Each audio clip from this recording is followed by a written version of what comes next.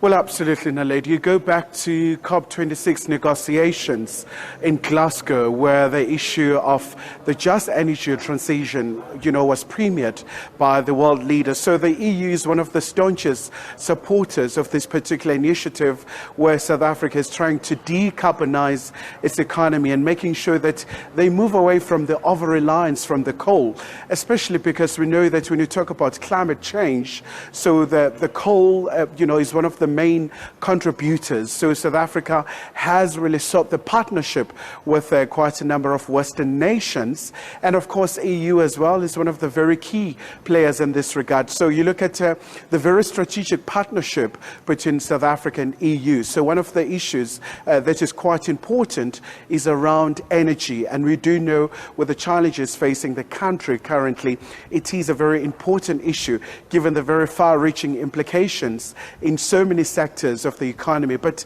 by and large, the frustration from the South Africans who are bearing the brunt of the rolling blackouts. But also just apart from that, Naledi, we do know that South Africa and EU do have a very important ties. In fact, South Africa is one of the 10 countries in the world enjoying this cordial and the strategic partnership with the EU.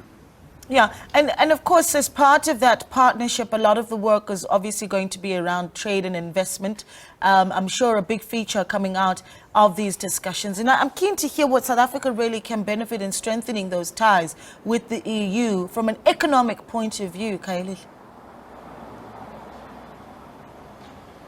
A very central issue, Naledi, especially because in light of COVID-19, quite a number of economies around the world were affected. So this is a very golden opportunity to try and reset, to explore other new ways, especially around the issue of technology and innovation, something that is quite important when you talk about the new economies, but also exploring other opportunities offered by the green economy, whether you're looking at hydrogen and many other issues as well. But something that is quite important as well, so many deliverables around so many aspects when it comes to higher education as well. But also, just a short while ago, we just saw South Africa's agriculture minister just walking in here. So there will also be other departments who are going to be involved in these discussions.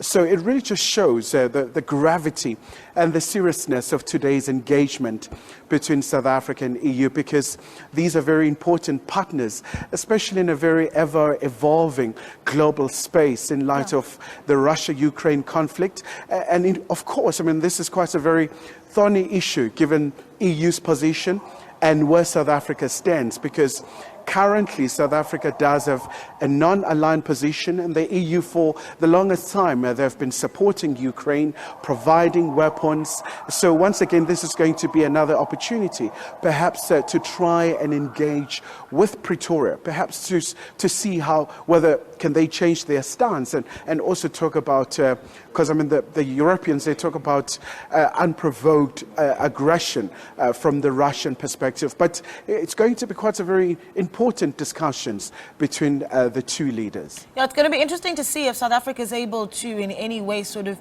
change its positioning and how it really engages with the issue of the Russia-Ukraine conflict, especially when we did see the Foreign Affairs Minister of Russia, Sergei Lavrov, in the country just this week. So a busy week, certainly, for South Africa. I know that Borrell is also expected to visit Botswana. Do we know why?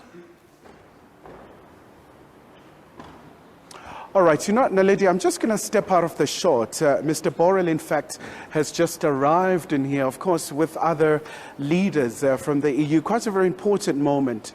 So he's being welcomed here by the South African diplomats here at the OR Tambo building. So it's quite a very serious engagement that we're going to see during the course of the day. So you can see he's walking in here.